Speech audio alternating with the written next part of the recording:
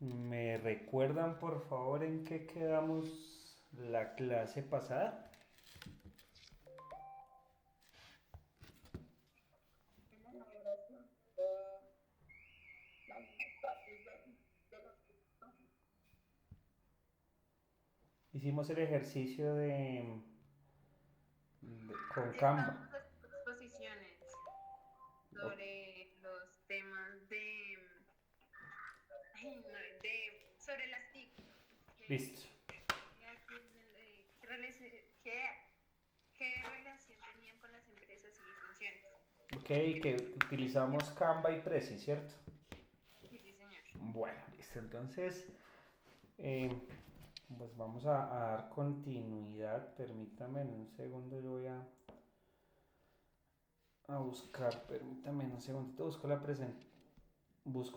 presentación y ya se las comparto.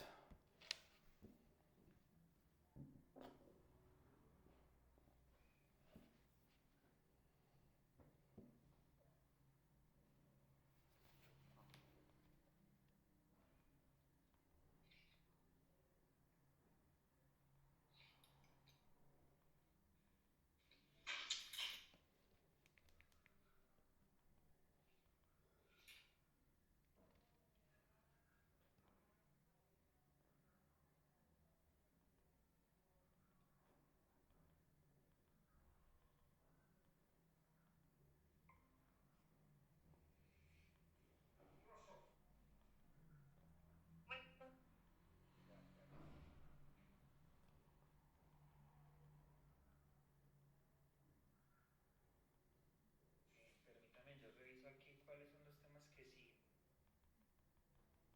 Un par de aportes que me den una.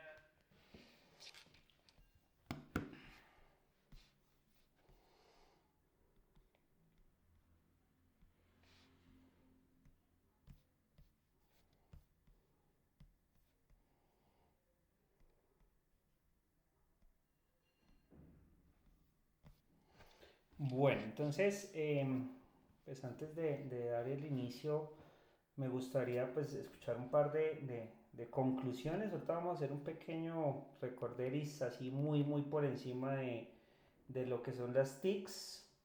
Sin embargo, sí me gustaría escucharlos a ustedes de pronto, pues cuál es la conclusión que ustedes sacan y qué relación pues vemos, obviamente como lo charlamos la semana pasada, pero pues sin las presentaciones respecto a las TICs y la relación, pues aquí ya no hablemos solo el enfoque empresarial, creo que podemos hablar también en el enfoque personal, ¿cierto? Hablábamos en su momento de 5 ventajas, creo que las charlamos, entonces pues no sé qué quieren concluir respecto al tema de las TICs y ya pasamos a la preparación y elaboración de documentos. Profe, pues yo opino que las TIC, tanto en lo empresarial como en la vida cotidiana de todos, es de gran ayuda porque digamos que son herramientas que nos brindan muchísima ayuda en el momento de realizar cualquier tarea, pues que nos, digamos que nos la incluyan a nosotros.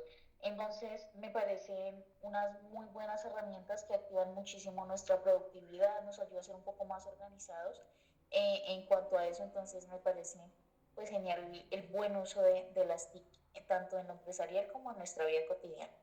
Ok, muchísimas gracias. Profe, yo opino que las TIC son un avance tecnológico tanto para menores de edad como mayores de edad, porque hay muchas personas que no tienen acceso y no saben manejar nada a nivel de la tecnología. Y las TIC les ayudó a avanzar mucho, tanto en lo personal, laboral eh, y en la vida diaria. De personas que no sabían utilizar un WhatsApp, eh, les ayudó muchísimo porque pues fue un avance que realizó y creo que este avance ayuda mucho a las personas para que se puedan desenvolver de una mejor manera en cualquiera de los ámbitos. Sí,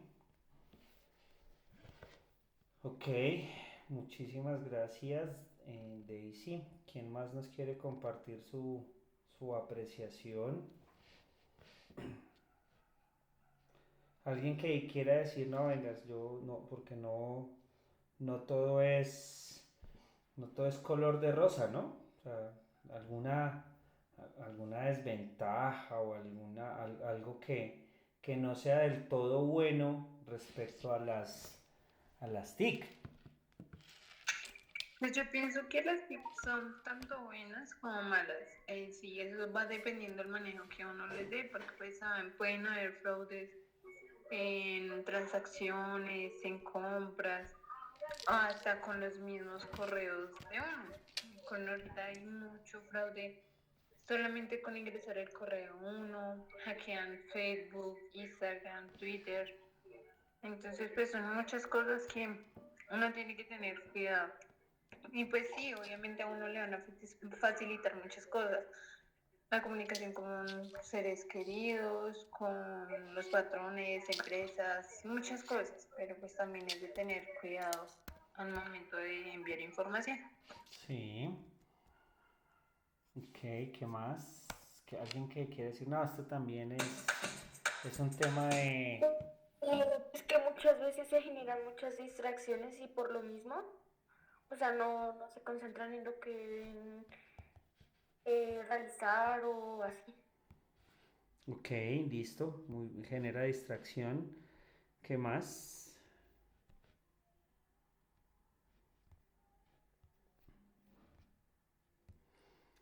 Hay un tema que para mí yo creo que es el más importante respecto a las partes, a las áreas no tan chéveres respecto a las tecnologías de la información,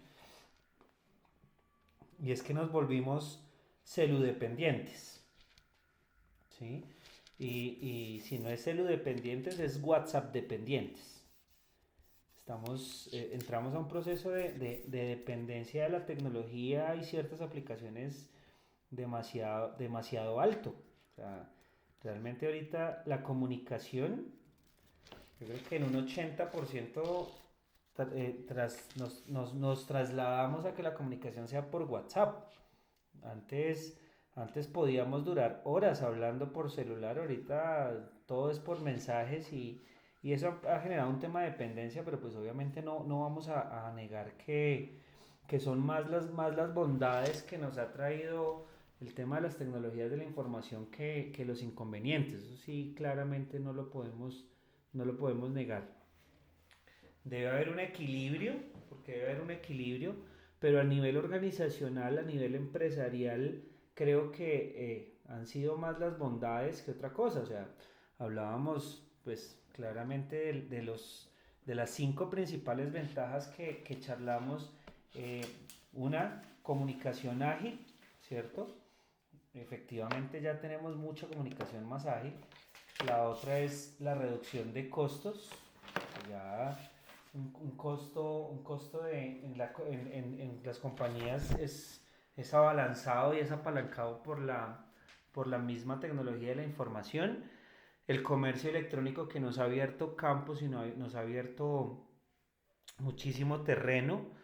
La forma en que mediante las transacciones electrónicas hemos simplificado los procesos administrativos y pues los temas de visibilidad y promoción. Pero voy a devolverme un poquito y voy a hacerles un resumen en un par de diapositivas. Me confirman si están viendo la presentación. No alcancé a hacerla en Canva ni en Prezi. Entonces, decimos acá ¿qué son las TICs? Y hablábamos y lo hemos hablado un par de veces, y las tecnologías de la información y la comunicación son un conjunto de herramientas relacionadas entre sí, con la finalidad de generar un tema de transmisión, procesamiento y almacenamiento digitalizado de información. Es un aliado de los emprendimientos tanto en nuevos conceptos como en los tradicionales. Las principales características de las tecnologías de la información es que las tecnologías de la información tienen las siguientes características.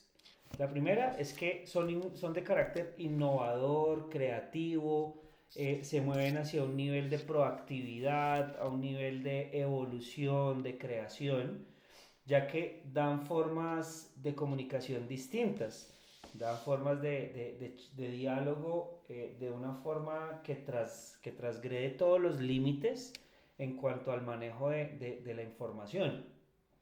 Hoy en día no necesitamos tener una persona al frente para comunicar. Con el solo hecho de que nos conectemos a un aplicativo, haya un robot, porque hay muchas formas de generar atención al cliente mediante inteligencia artificial, pues ya con eso tenemos. Entonces, ahí la comunicación ha generado y ha desarrollado nuevas formas. Lo otro es que tiene muchísima mayor influencia y ha beneficiado en gran parte al sector educativo. Eh, yo creo que un claro ejemplo de eso es esto que estamos haciendo nosotros acá. Ya eh, nos abalanzamos en la tecnología, ya ni siquiera necesitamos tener un computador, solo con un celular, internet y ganas ya podemos estar estudiando. Antes era la exigencia respecto al ser humano era mucho más alta porque muchos de ustedes que trabajan en el día, eh, voy a hablar de mi experiencia, pues hace unos años yo tuve que hacer mi pregrado, pues yo hice mi cena estudiando en el día, un técnico, luego hice un pregrado y a mí ya el pregrado me tocó estudiar en el día, trabajar en el día y estudiar en la noche. Y yo estudiaba de lunes a viernes de 6 de la tarde a 10 de la noche y era el corre-corre del trabajo y entonces salga corriendo para la universidad y llegue y entonces después llegué a la casa a las 11 de la noche y si habían trabajos o tareas para el día siguiente, entonces la exigencia se volvió un poco más elevada por esos tiempos muertos de traslados, por esos tiempos muertos de aquí para allá, entonces a veces la exigencia es mayor. Ahorita hay muchísima más comprensión hacia el manejo, aunque pues no voy a decir que se me olvidó la palabra, la forma en que nosotros tomemos la situación también requiere de una inversión mental y física. Muchos de ustedes, creo que en muchos casos les ocurre que están trabajando y están estudiando al tiempo. Creo que muchos de ustedes lo hacen. Y eso es admirable. O sea, yo creo que si no fuese por estos medios, no lo podríamos hacer. O ustedes corríjanme si no es así.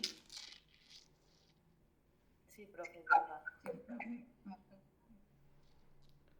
Entonces, este tema de las tecnologías de la información enfocado hacia los temas de la educación nos ha abierto unas puertas gigantescas para poder acceder a muchas cosas, a la educación y bueno, mil y un cosas que podríamos entrar a sacar. Luego de esto, pues otra de las características es que son consideradas las tecnologías como un debate público eh, y político, pues a la final un tema de su utilización implica un futuro prometedor. Y cuando se habla a nivel político y público es tratar de llevar toda la información a la incursión tecnológica. Ahorita todo lo que se busca y todo lo que se trata de hacer es mediante aplicativos, mediante páginas web, donde todo lo tengamos en la nube y empieza a volverse una necesidad el que todos nos volquemos hacia eso. La principal relación que tienen las tecnologías de la información es el Internet y la informática. El Internet, que es el medio por el cual generamos la comunicación, y la informática, que son los mecanismos por los cuales lo hacemos. Les decía ahorita, o sea, ya solo necesitamos nosotros tener dos cosas para poder estudiar. Tres, hablemos de tres. La primera, ganas. La segunda, un celular con conectividad a internet. Y la tercera, internet. Si yo tengo esas tres, ya puedo estar haciéndolo. Anteriormente, como les comentaba, no se podía. La presencialidad nos llevaba a que se limitaba mucho el acceso a la educación de muchas personas. Personas que por sus turnos rotativos, que por los temas de desplazamientos, hablemoslo desde el nivel social, desde el nivel donde madres cabeza de hogar no podían porque salían de trabajar y no tenían quien les cuidara a su hijo en la noche, les limitaba mucho. Los temas de la tecnología y la información han abierto muchísimas puertas y muchísimas posibilidades a mucho, no solo al tema educativo, al tema laboral, eh, al tema cibernético, al tema comercial, todo se ha abierto de una forma abismal.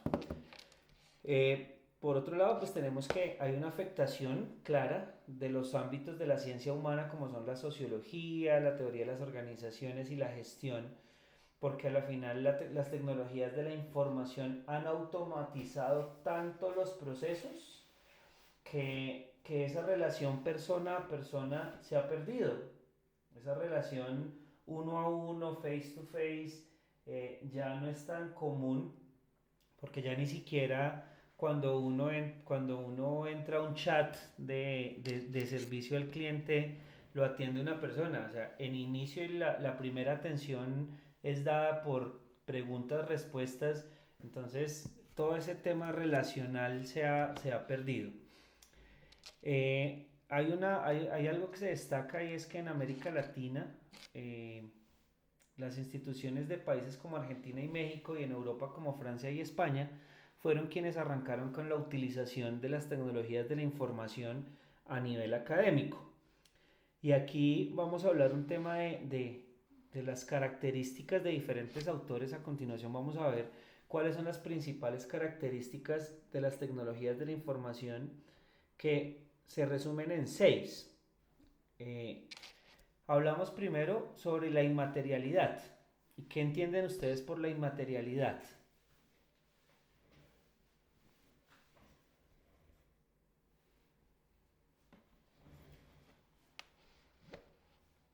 ¿Qué entienden por inmaterial?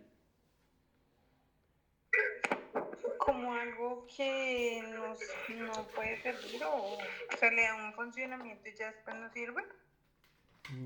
No necesariamente.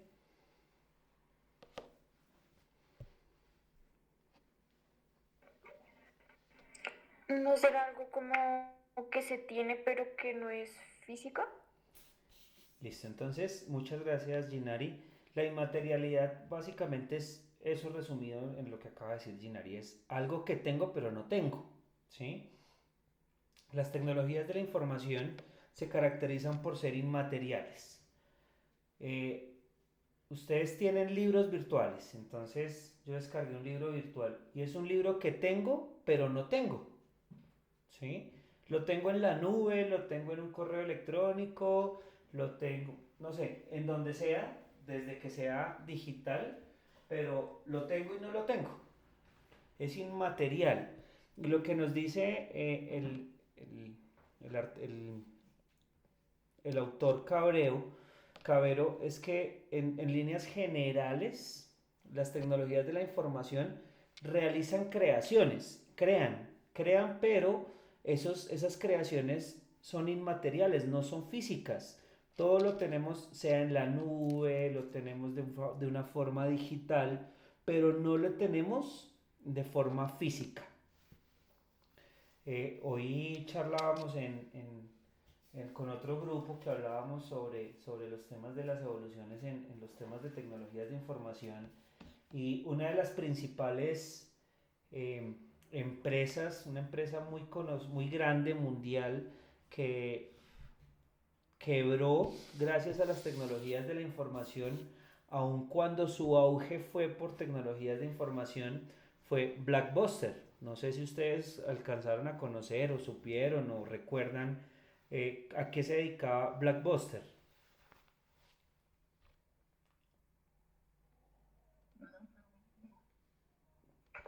No, ni idea, pues. Bueno, entonces, aquí sí, se les alcanza a mostrar una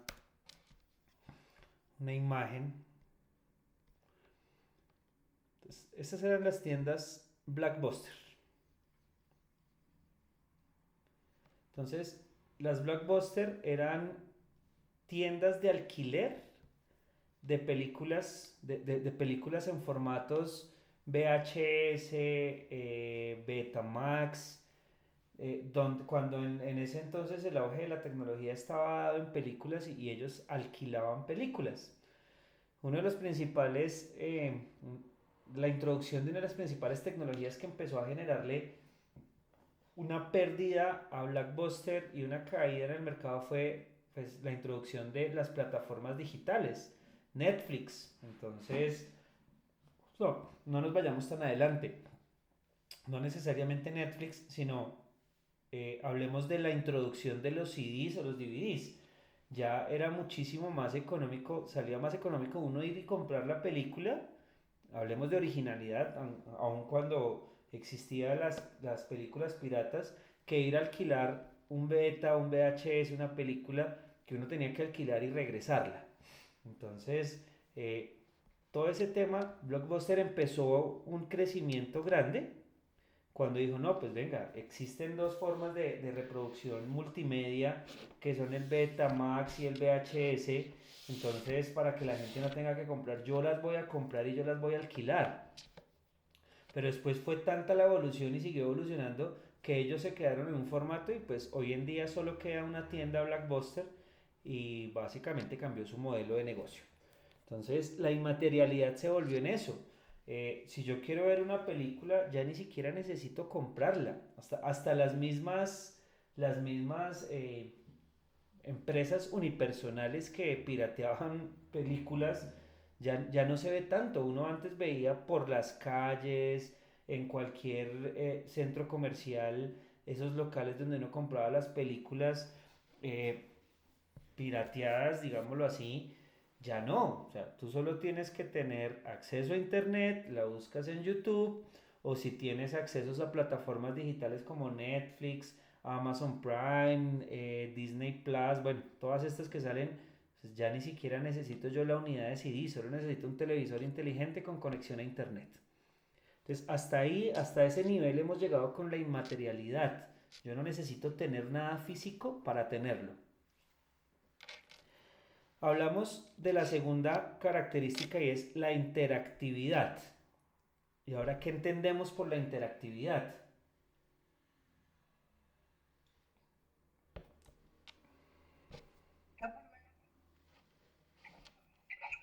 Dime, Daisy, no te escuchamos.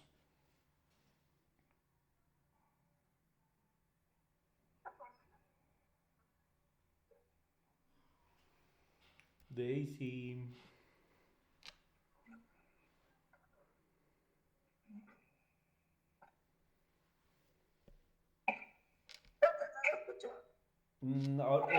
Ahí sí te escuché, antes no. Esta manera en la que interactuamos con las personas, ya presencial o virtualmente. Se te escucha muy cortado.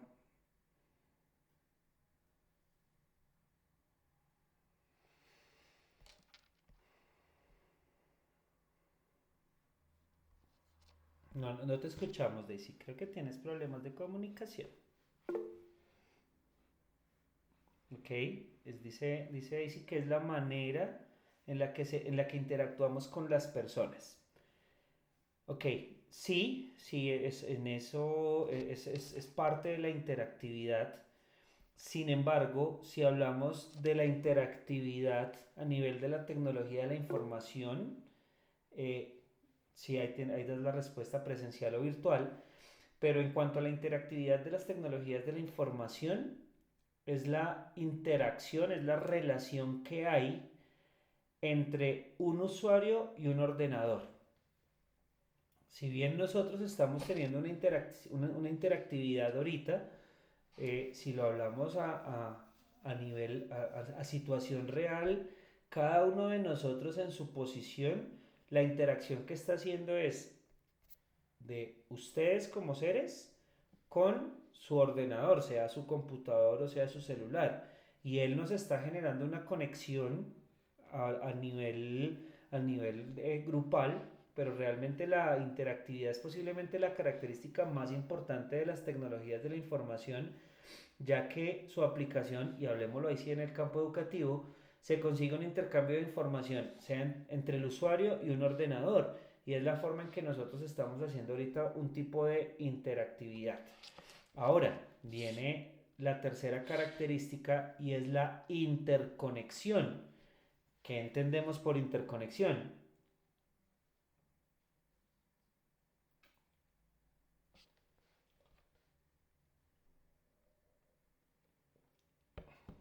¿Qué se entienden o qué se les viene a ustedes a la cabeza cuando escuchan esa palabra interconexión?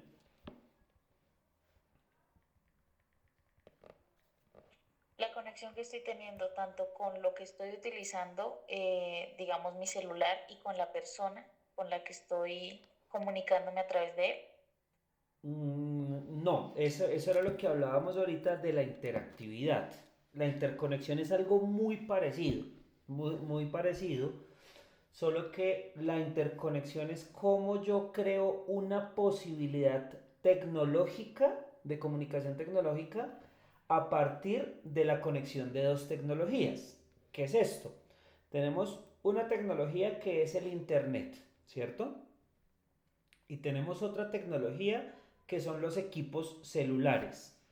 Si yo junto esas dos tecnologías, genero una interconexión. Y gracias a la interconexión de esas dos tecnologías, es que yo puedo tener en este momento con ustedes una interactividad. Yo podría tener una de las solas dos tecnologías. Yo podría tener mi ordenador sin internet y no podría generar la interactividad. O al contrario, podría tener el internet más no el mecanismo tecnológico para hacer la conexión y entonces no habría interactividad. Esa es la interconexión. Como yo, mediante la creación de nuevas posibilidades, o sea, como yo mediante la unión o la conexión de dos tecnologías, genero posibilidades tecnológicas de comunicación. Ahora hablamos de la cuarta característica y es la instantaneidad. ¿Qué es eso de la instantaneidad?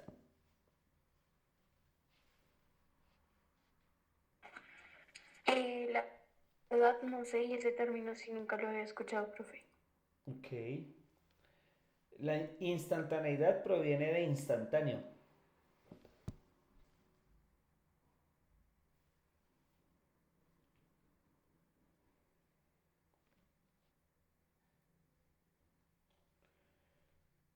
Nosotros en este momento estamos teniendo una comunicación instantánea. Yo hablo y ustedes en tiempo real me están escuchando, ¿cierto? Aún cuando cada uno de ustedes está en lugares distintos. Entonces, ¿tú dónde estás ubicada, Catherine Tobar? Yo estoy ubicada en la vereda de Mills, Sopó, Cundinamarca. Estás en Sopó. Daisy, tú eres de Chía, ¿cierto? Si no recuerdas, si recuerdo bien.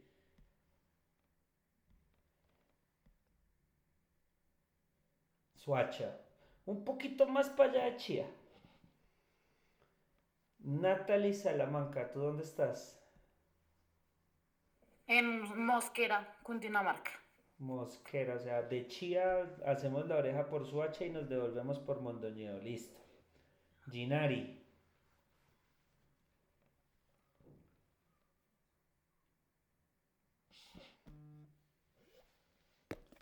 Ginari, ¿tú dónde estás? Ella también es de acá de Sopó, profe. Sí, señor. De Sopó. Fernanda. De Sopó, profe. María José. Profe, de acá de la costa, de Bosconia. Allí Está nomás. Allí a la vuelta. Kevin.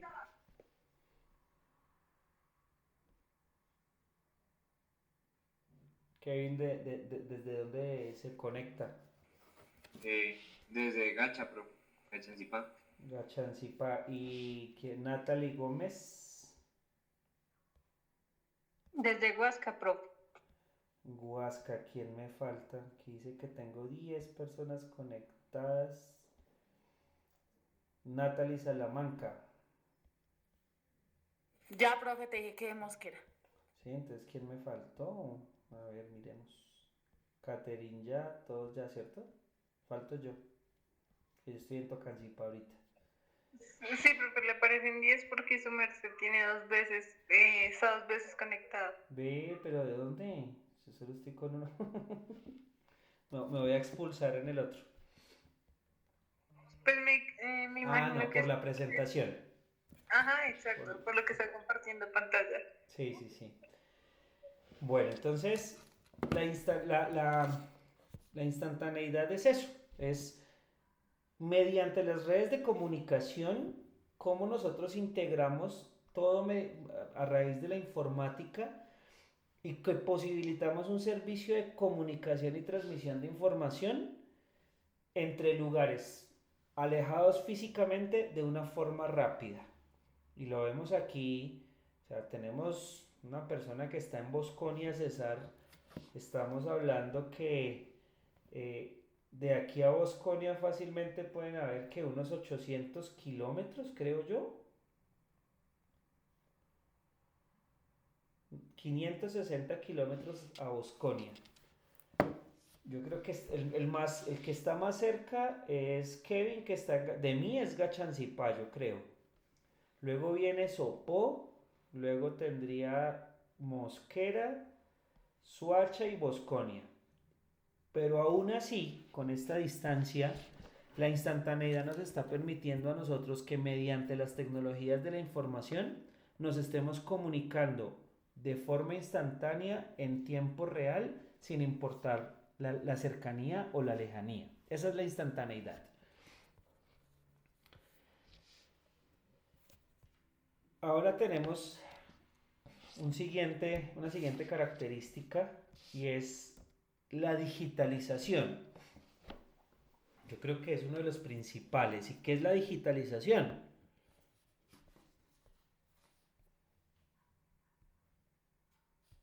¿Qué es eso de la digitalización?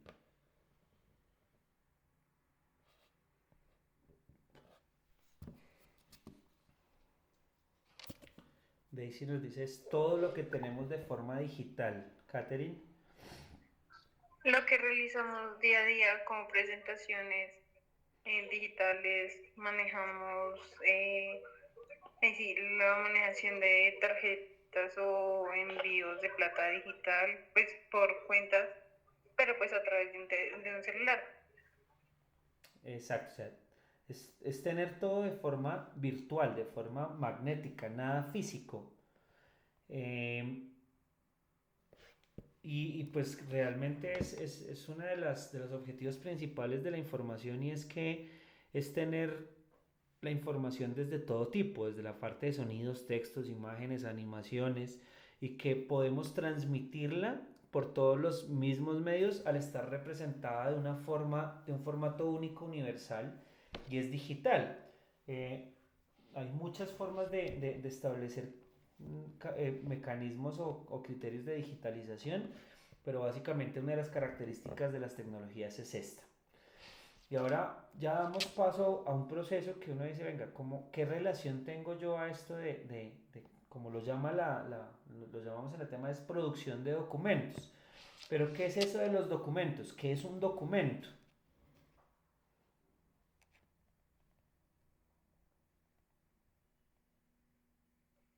Algo que realizamos puede ser como en físico, tanto en virtual, pero pues tiene un contenido respectivo a diferentes clasificaciones. Puede ser un documento no sé, es que ahorita no se me viene nada a la cabeza. Puede ser un documento de una hoja de vida, puede ser documentos para un trámite de algún seguro o para tramitar algo en un hospital o así. Ok, bueno, un documento como lo vemos, Daisy nos dice que es toda información física que manejamos, ejemplo, un contrato de trabajo. Sí, digamos que los documentos a la final no necesariamente tienen que ser físicos, porque si nos apalancamos de las tecnologías de la información podemos tener documentos virtuales. Pero la principal razón de un documento y es que es algo que nos sirve como testimonio de una actividad. Cuando hablamos de testimonio es ¿qué es? Es que nos muestra una prueba de algo, ¿cierto? Entonces, en el ejemplo que nos dice Daisy, un contrato de trabajo es la prueba de qué, es el testimonio de qué, de que existe qué.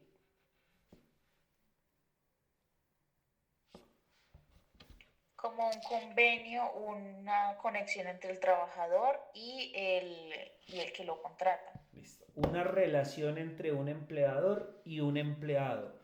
Y que gracias a esa constitución del testimonio hay beneficios, obligaciones y responsabilidades hacia ambas partes, ¿sí? Y entonces una se obliga a prestar un servicio y la otra se obliga a pagarle. Y bueno, tenemos ya distintas cosas, pero encontramos a determinar mediante un documento la existencia real de algo. Lo veíamos en legislación laboral y entonces era cuando hablábamos que la primacía de la realidad sobre los hechos y entonces es cuando estos documentos se vuelven eso, la primacía de la realidad. Se constituye un testimonio y una prueba de algo. Ahora, si lo hablamos desde el nivel administrativo, entonces, ¿qué sería un documento administrativo?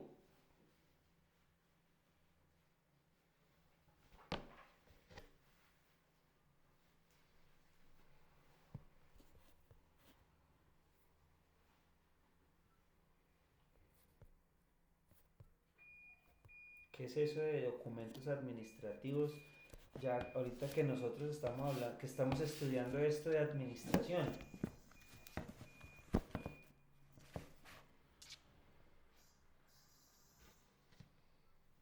¿Qué creen? ¿Qué creen que sería un documento administrativo?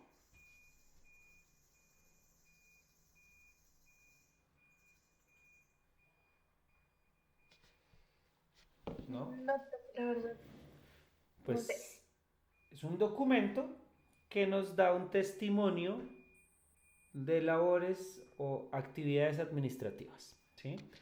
Esta es una definición y es la actividad administrativa se distingue eh, por su carácter documental, es decir, por reflejarse en documentos que constituyen el testimonio de la mencionada actividad.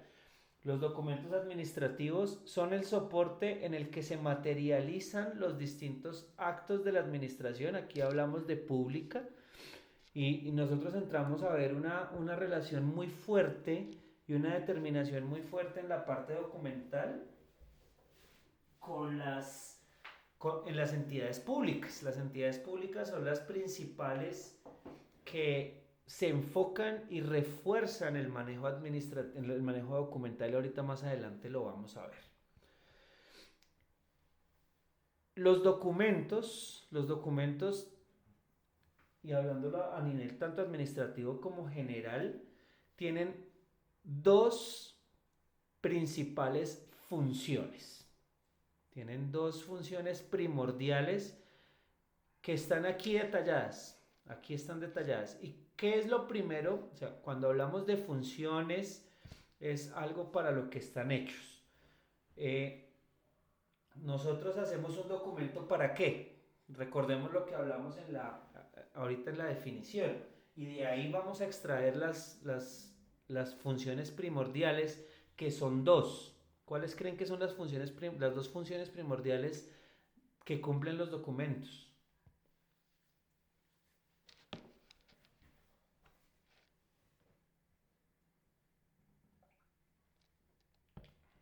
Informar. Listo, entonces Fernanda nos dice informar y Daisy nos dice evidenciar. Ahí está la respuesta. Por un lado, existe la función de constancia. Y es como nos lo dice Daisy, evidenciar algo. El documento asegura la pervivencia de las actuaciones administrativas al constituirse como un soporte material. Este documento garantiza la conservación de los actos y le permite demostrar su existencia, sus efectos y posibles errores y vicios, bueno, así como el derecho de los ciudadanos a acceder a los mismos. Nos está permitiendo evidenciar, demostrar, soportar, garantizar, mostrar que hay algo, que hay algo que existe. Y ahora, por otro lado, como lo decía Fernanda, entonces tenemos que el segundo efecto o la segunda función es la de la comunicación, ¿sí? Informar. Los documentos administrativos nos sirven como medio de comunicación, y dicha comunicación puede ser interna, que es entre áreas que componen una organización, como externa, y es la administración con ciudadanos y con otras organizaciones. Aquí encontramos las dos funciones principales más fuertes de los documentos, y es, como lo dijimos, demostrar una constancia, que es una función de constancia, y una función de comunicación. Ahora tenemos, pues, aquí que vamos a ver un corto video. Como ustedes saben, me gustan los cortos videos y me gusta ponerlos a hablar, porque difícil que es últimamente ponerlos a hablar. Les acabo de copiar un enlace de YouTube. Es un video que tarda 2 minutos y medio. En este video vamos a ver cuáles son algunas, porque no hablamos de todas, cuáles son algunos de los tipos de documentos administrativos que existen. Allí vamos a encontrar un total de 10 tipos de documentos. Entonces, somos 8 participantes. Entonces, pues vamos a hacer un sorteo así al azar. Fernanda, te vas a encargar de contarnos ahorita un poco más sobre el primer documento que va a aparecer en el video. ¿Listo? Yo no te digo el nombre porque pues la idea es que ustedes lo vean. Entonces, Fernanda, te encargas del primero.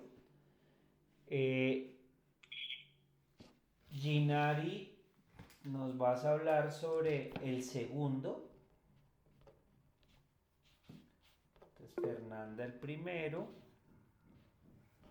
Ginari el segundo, Catherine Toar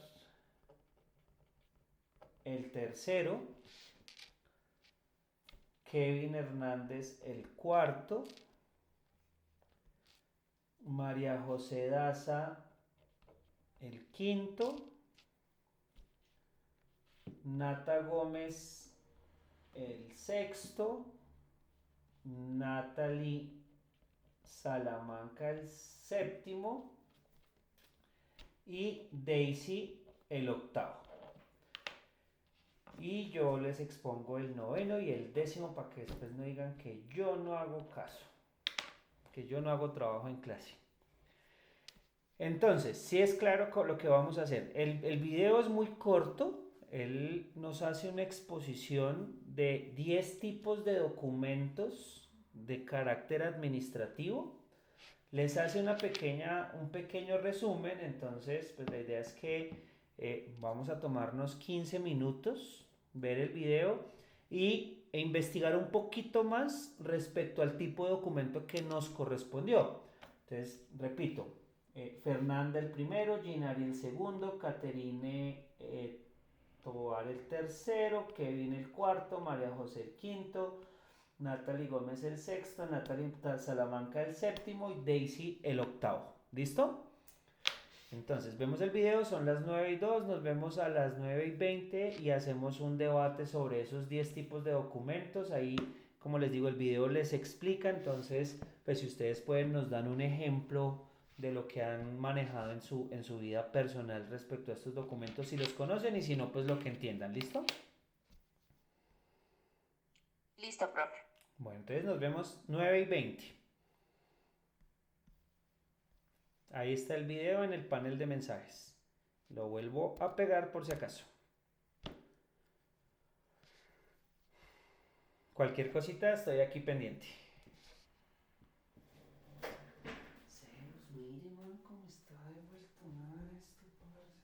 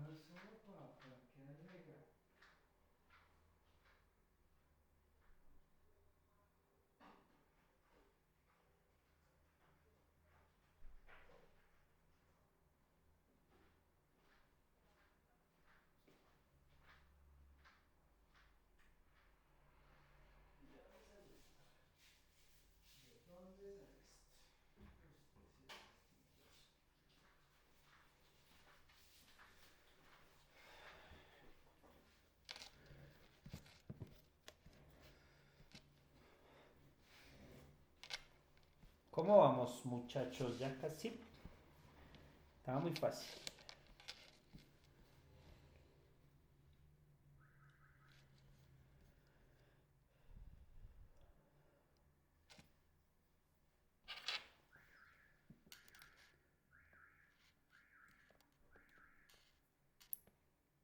Por mi parte ya acabé, profe.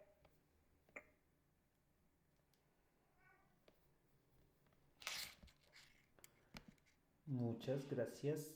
Ya esperemos 2 minuticos y damos inicio. Ya quedan 2 minutos todavía.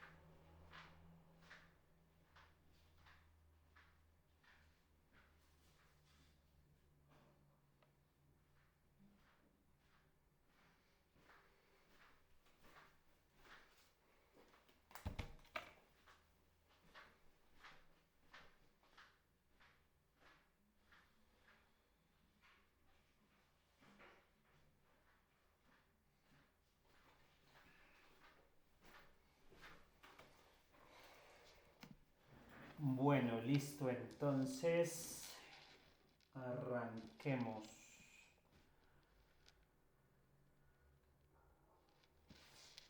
Fernanda, creo que arrancamos contigo.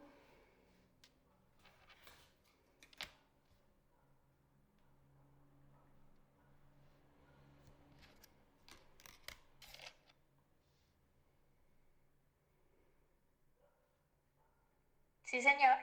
Bueno, entonces cuéntanos qué es eso del recurso.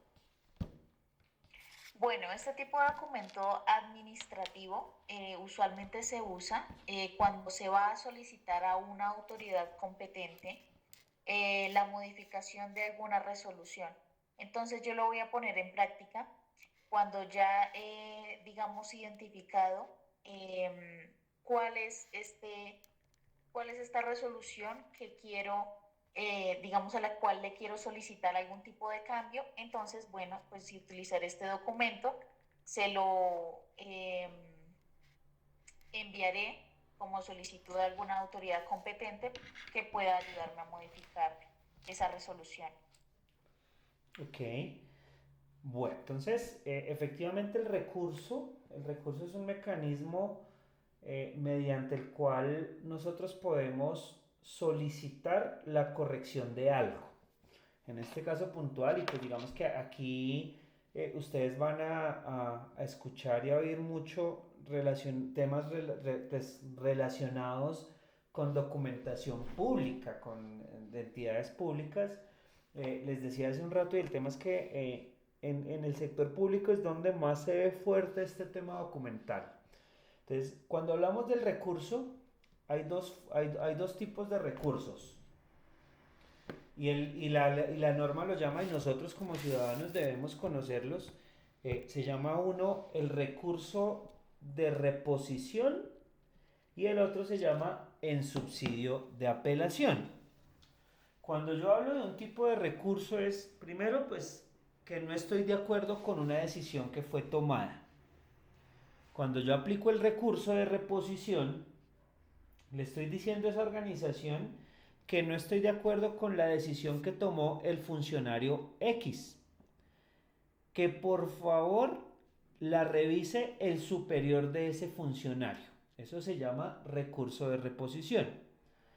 Cuando yo establezco que un documento lo pongo con recurso de reposición en subsidio de apelación, ¿qué quiere decir? Que primero pues no estoy de acuerdo con la decisión que el funcionario X tomó y que por favor solicito que el superior del funcionario X la revise. Pero si el superior del funcionario X dice que la decisión, que la respuesta es exactamente igual a la que el funcionario determinó, el subsidio de apelación lo que les está diciendo es, ok, entonces revísela el superior del superior. Son formas de hacer requerimientos de revisión a las entidades y normalmente estos tipos de requerimientos son a entidades de carácter público. ¿Listo? Muchísimas gracias, Fernanda. Ginari.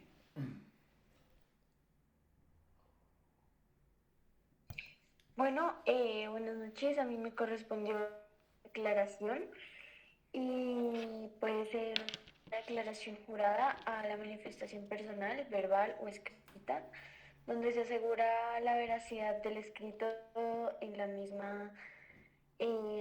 Siempre va firmada. Una declaración jurada es una manifestación escrita, bueno, sí, eso ya lo dije. Hace que el contenido de la declaración sea tomado como cierto hasta que se demuestre lo contrario y se realiza por mandato legal y constitucional en la que el funcionario público informa sobre todos los ingresos, bienes y rentas que se posee o percibe. Eso fue lo principal que encontré, profe. Ok, perfecto, muchísimas gracias. Entonces, la declaración es un documento mediante el cual, y apalancado yo en un tema constitucional, y es el juramento, que es una declaración jurada, es mediante el cual yo estoy dando fe de la realidad de alguna información que está en el documento. Las declaraciones juramentadas, hay varias formas de realizarlas. Hasta hace muchos años que no existía lo que hoy se conoce como la ley antitrámites. Todas las declaraciones, lo que llamamos declaraciones extrajuicios, declaraciones juramentadas, tenían que ser documentos realizados o verificados mediante un notario público.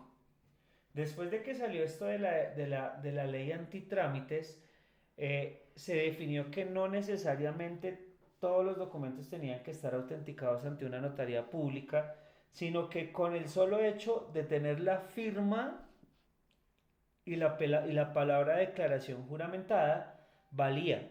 Y ahí fue cuando muchas entidades ya tienen sus propios formatos donde dice declaración juramentada, declaración extrajuicio, y que solo requieren firma y en algunos casos huella de las personas, y es para garantizar o demostrar la realidad de una situación o de un efecto que de pronto no tenga otra forma de comprobarlo. Una situación muy común en la cual se solicitan las declaraciones es cuando hay uniones maritales de hecho. Las uniones maritales de hecho quiere decir uniones libres, que no hay no está legalizado, sea ante un notario, ante una iglesia, sino que dos personas decidieron unir sus mundos y sus cosas sin que mediase un documento público. Pero cuando llega a existir algo, cuando llega a requerir algo, se necesita la verificación y la validación de esto.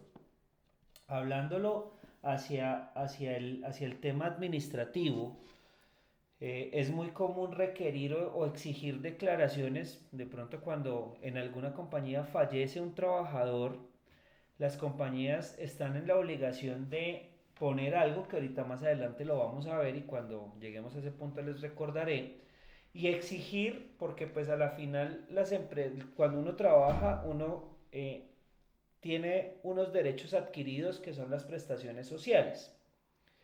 Si yo fallezco, mis familiares o las personas más allegadas a mí, dependiendo de lo que establezca la ley, tienen derecho a recibir esos dineros.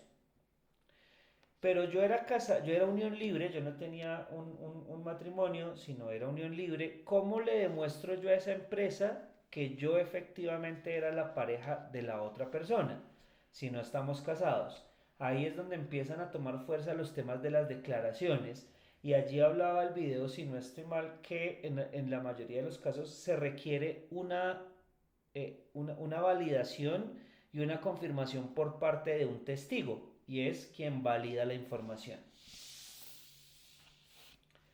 Listo, muchas gracias, Ginari. Ahora vamos con Catherine. Sí, señor. Bueno, me tocó el oficio.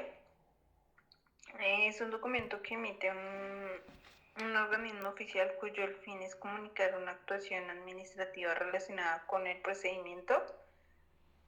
Este documento es más común dentro de las correspondencias administrativas, esencialmente en la comunicación escrita interpersonal de la administración.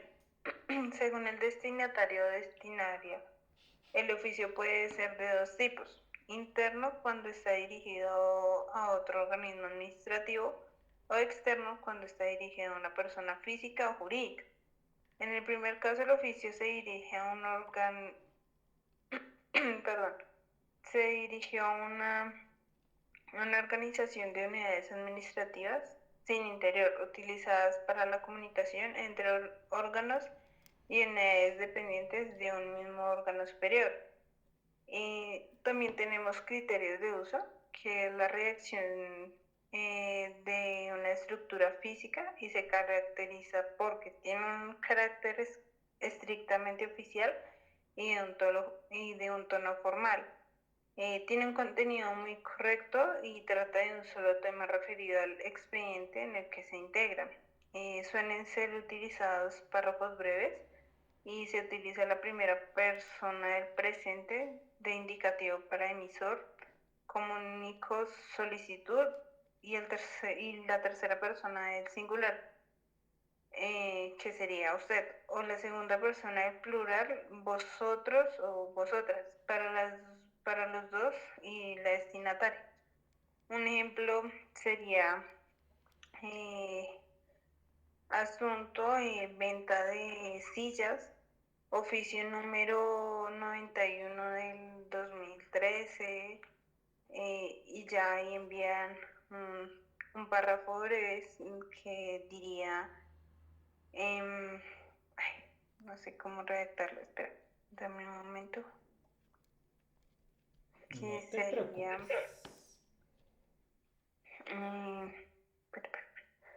les comunico a los presentes que se han realizado una venta total de 40 sillas para el aula CTC del 202. Y esperamos que sean entregados a tiempo y en forma de transcurso de la semana. Reciben un cordial saludo directamente, y ya atentamente la firma, y ya, como tal es eso. Listo, entonces un oficio es un documento mediante el cual yo comunico algo, ¿sí? Como les decía hace un rato, muchos de los documentos administrativos tienen mucha fuerza y mucha relevancia en el sector público. En el sector público es muchísima más la exigencia de control en los documentos. Allá tienen consecutivos, tienen unas siglas, tienes unas exigencias, pero si lo hablamos al sector privado, que de pronto la mayoría de pronto tendremos acceso al sector privado en la parte laboral, es cuando yo le comunico a un empleado de pronto que tiene derecho a sus vacaciones, lo hago mediante un oficio. Cuando yo le comunico a un empleado que fue ascendido, o que va a tener un incremento salarial a partir de tal fecha, lo hago mediante un oficio. Todo esto básicamente son comunicados mediante el cual yo doy una indicación, doy una instrucción respecto a situaciones y hay comunicados, hay oficios internos, hay oficios externos de distintos medios, de distintos mecanismos, pero a la final su contexto es este, el de transmitir alguna información concreta. Muchísimas gracias, Catherine. Vamos con Kevin. Sí, profesor. A mí me tocó el aviso. Bueno, ¿qué es? Es una herramienta que se emplea para dar diferente información a los empleados sobre los hechos más relevantes que pueden presentarse dentro de la empresa. O sea, es como algo breve, o sea, sí, y pues tiene como, digamos, referente a la fecha que se vaya a tratar lo emitido. Esto puede ser de forma, este también se podría llegar a dar de forma verbal, pero pues en su mayoría se da de forma escrita y se pone como en un lugar visible para que los colaboradores puedan, como puedan verlo ¿sí? Sin que ninguno se quede sin verlo, por decirlo así. Eso sería, profe. Ok, perfecto. Entonces, pues el aviso también es una forma de informar. Les decía ahorita cuando hacíamos la declaración, que les comentaba un caso puntual, que es el fallecimiento de un colaborador, el fallecimiento de un trabajador. Yo tengo que dar aviso mediante unas condiciones que establece la ley y es un periódico de circulación nacional en el cual yo informe de la situación ocurrida y es el fallecimiento de tal personaje, quien era empleado de la empresa tal y quienes consideren tener derechos a sus acreencias laborales podrán hacerlo y deberán demostrar su parentesco y no sé qué. Obviamente esto ya tiene nombres detallados y en este caso se llama un edicto, pero eso es un aviso. Yo estoy informando una situación concreta, una situación ocurrida mediante distintas formas. Yo también puedo dar aviso y un aviso es a partir de mañana a las 3 de la tarde y de 3 a 5 no habrá servicio de agua. Eso es una forma de emitir un aviso. ¿Qué más les puedo decir? Bueno, yo creo que hay muchas formas de avisos, pero pues es eso, avisos de empleo, pero ese más adelante lo vamos a ver, si no estoy mal es el siguiente. Entonces ahorita lo complementamos con lo que nos va a contar María José. Muchísimas gracias, Kevin.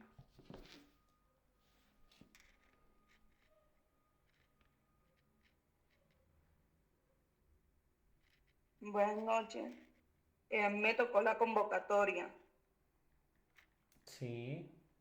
La convocatoria es el documento por el cual se organiza una reunión y en el mismo que se especifican los datos principales para la realización, como el lugar, la fecha y hora, el orden del día de los asuntos a tratar y los participantes de la reunión. Como ejemplo tomé empresa Sicarari. Convocatoria. Sí.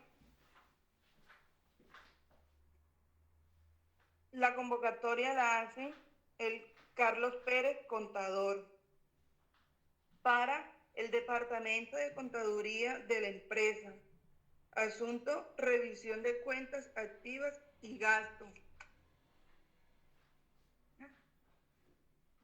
Se convoca al gerente general, al gerente y auxiliar contable para entregar informes generales de la empresa en torno a lo económico, a realizarse el 26 de abril del presente año a las 9 a.m.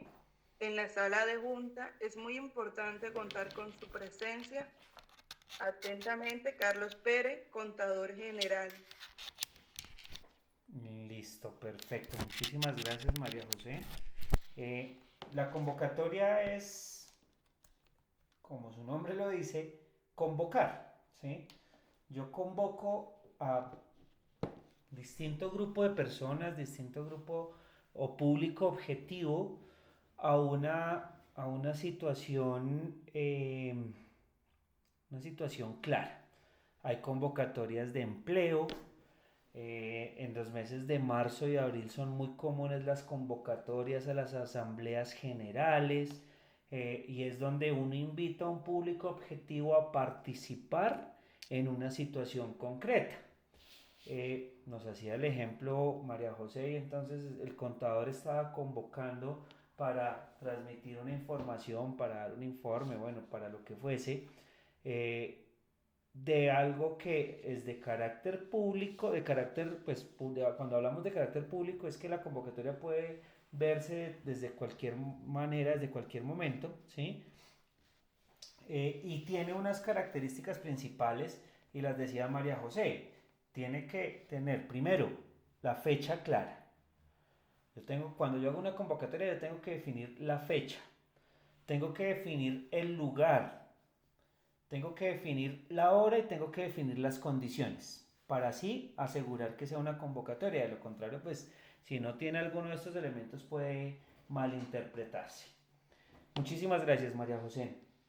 Vamos con Natalie Gómez. Sí, profe, yo tengo el tema de la instancia.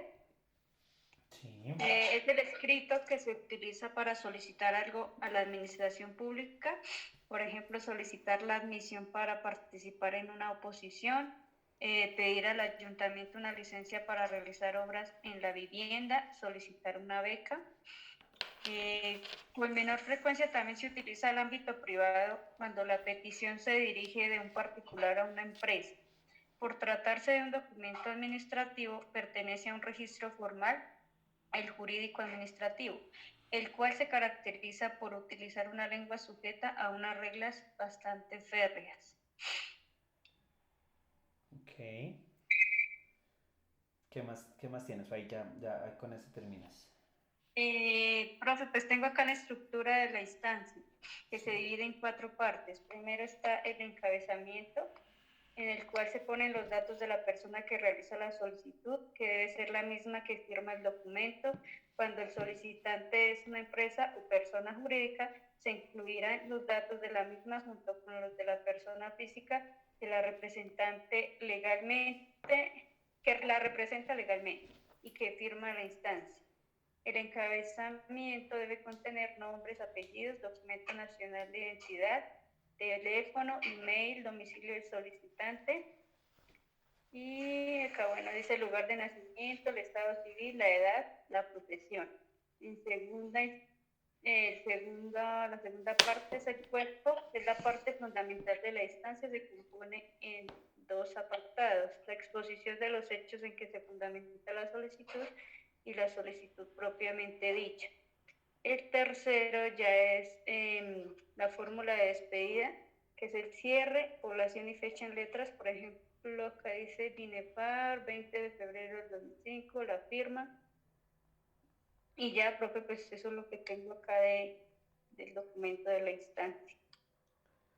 Bueno, listo, perfecto. Entonces, la instancia, visto desde varios frentes, son procesos o son niveles de decisiones. Como les decía, muchos de los documentos administrativos se ven muy enmarcados en el sector público, y cuando hablamos de las instancias se puede ver mucho en el sector judicial. En el sector judicial, cuando hay procesos de demandas, cuando hay procesos de peleas, puede determinarse que hay un primer fallo, lo que se conoce como primera instancia. Y lo hablábamos, y lo voy a amarrar un poco a los recursos. Entonces, cuando hablábamos del recurso es que yo apelé una decisión. Entonces, esa primera resolución se llama primera instancia. Yo apelé y le pedí a la entidad que el superior de quien tomó la decisión lo revisara. Y ese superior lo revisó y tomó una segunda decisión. Es una segunda instancia.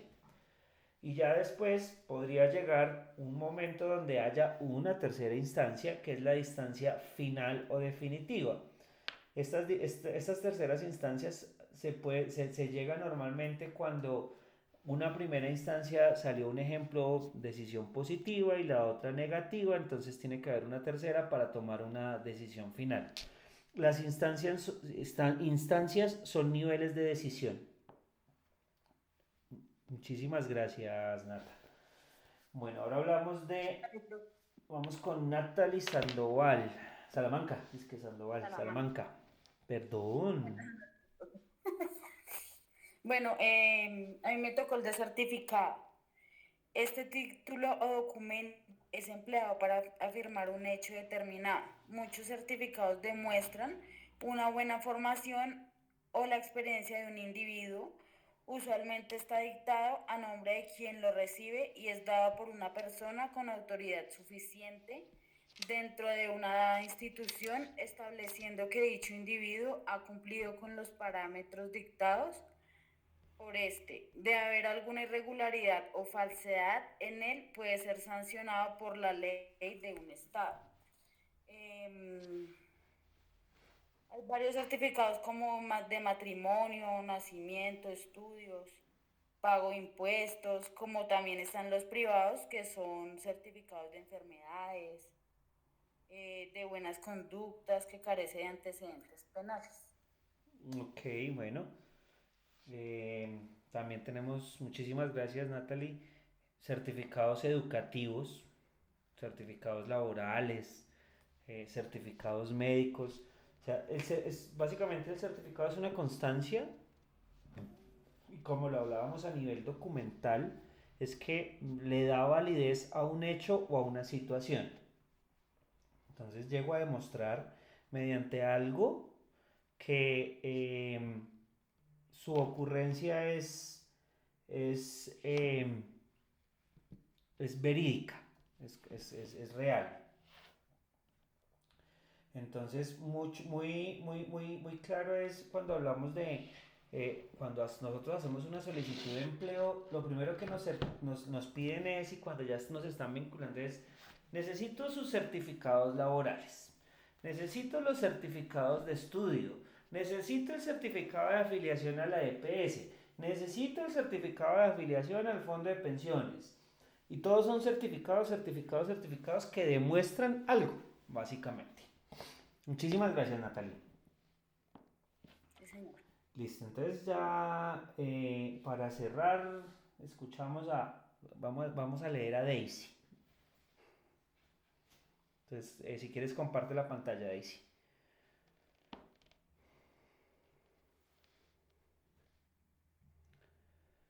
Bueno, entonces Daisy me comentaba que tiene un inconveniente con su voz, entonces se fue de parranda el fin de semana, entonces quedó sin voz. Bueno, entonces vamos a hablar sobre las actas. Las actas dice que es un documento que refleja de forma literal los hechos ocurridos durante una reunión. La forma literal es básicamente algo tal cual, al pie de la letra. Es una narración escrita la cual se debe realizar, debe ser realizada presente en la misma reunión, en todo lo sucedido que está pasando en esa reunión, y se registra de acuerdo a los temas que se traten. Es muy importante para las organizaciones, ya que su finalidad es otorgar una certificación, y lo amarramos a lo que nos decía Natalie, de lo ocurrido en la reunión y así poder validar y reafirmar lo que se dijo en la reunión. Yo creo que todos ustedes tienen por allá guardado en algún lugar de sus cuartos algo que llaman el acta de grado. Y si ustedes entran a mirar qué es eso del acta de grado, pues es un documento donde dice, primero es la justificación, es el segundo documento válido respecto a un proceso académico.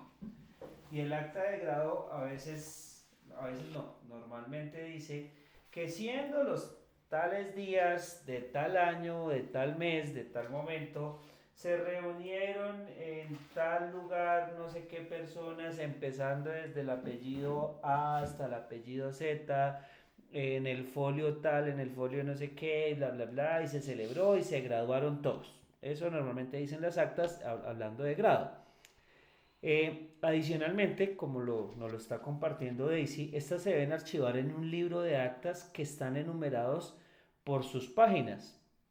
deben ser verificadas por cada uno de los asistentes y asimismo verificar las conclusiones y a los acuerdos a los que se ha llegado. Después de la verificación y aprobación, se debe firmar por cada uno de los asistentes para así dejar constancia de su participación y conformidad respecto a lo expresado en la reunión. Como les decía, yo creo que ustedes se acuerdan cuando hicieron sus grados, sus grados del colegio tuvieron que firmar hartos documentos y allá dice que es la página tal, del folio tal, del libro tal, del año tal, de no sé qué. Las partes de un acta, bueno, los tipos de actas son actas de registro, actas de reunión, actas de matrimonio, actas de nacimiento, actas policiales, actas de grado y bla, bla, bla, bla, bla, bla. Y las partes que debe tener un acta son 10, alcancé a contar ahí. Primero, el nombre de la sociedad, es quien la emite, quien la está liderando y quien la está generando. El número del acta, que siempre debe ser un consecutivo, debe arrancar por un número o una sigla, bueno, alguna forma que tenga un proceso ascendente de control. Debe definir quién es el órgano que se reúne y aquí se puede incluir la junta de socios, junta directiva, la asamblea de accionistas, junta de vigilantes y el consejo de administración. Clase de la reunión a la cual se está realizando. Lugar, ciudad, hora y fecha de la reunión. Persona que realizó o personas que realizaron la reunión. Nombre de los designados para llevar a cabo la reunión. Temas a desarrollar, constancia de aprobación del acta y hora y fecha de cierre. Estas son las principales partes de un acta y como les decía, los invito a que busquen su acta de grado y verán que van a encontrar todos estos documentos allí relacionados porque básicamente es lo que determina que en una reunión de grado nos reunimos para celebrar un grado empezando desde A hasta Z.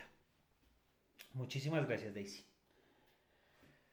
Bueno, entonces son las 9:50. Nos queda pues dos temas ahí que son los informes y son las memorias. Los informes son documentos mediante los cuales yo transmito una información y esa información es el resultado de algo. Puede ser el resultado de una investigación, puede ser el resultado de una encuesta, puede ser el resultado de la gestión, puede ser el resultado, cualquier resultado. O sea, a la final, cuando yo hablo de un informe, es algo que me llevó a una conclusión. Hablaban hace un rato, cuando estábamos concluyendo lo de tecnologías de la información, sobre las encuestas. Hoy en día las encuestas todas las podemos hacer de forma virtual, nos podemos apalancar de los Google Forms, que es un mecanismo que tiene Google, Gmail, para hacer encuestas y yo solo comparto un link y me van respondiendo y yo entro como administrador a un panel y ese panel me va entregando el informe y me va diciendo de las 170 personas que contestaron la encuesta, 10 dijeron que sí, 160 dijeron que no. Eso yo lo convierto en un informe y es un resumen de la información que allí contuve, de la información que obtuve mediante la aplicación. O yo puedo decir un informe y tenía autorizado presupuestalmente gastarme 10 millones de pesos en el año, pero mi informe es que me gasté 8 millones, pero logré más de lo que esperaba. Es informar un resultado. El informe es un documento que me lleva a una situación de carácter reactivo y es mostrar algo que ocurrió, más no algo futuro. Esto es en cuanto a los informes. Y ahora encontramos las memorias. Y las memorias es el soporte de algo ocurrido. Y como el nombre lo dice, es la memoria. ¿Cómo recuerdo yo mediante un archivo o mediante un soporte de algo que pasó? Y voy a una pregunta clara. ¿Cómo buscan ustedes si se les olvidó la clase o no pudieron estar en la clase? ¿Cuál es la forma en que ustedes acuden para devolver el tiempo y actualizarse o ponerse al día.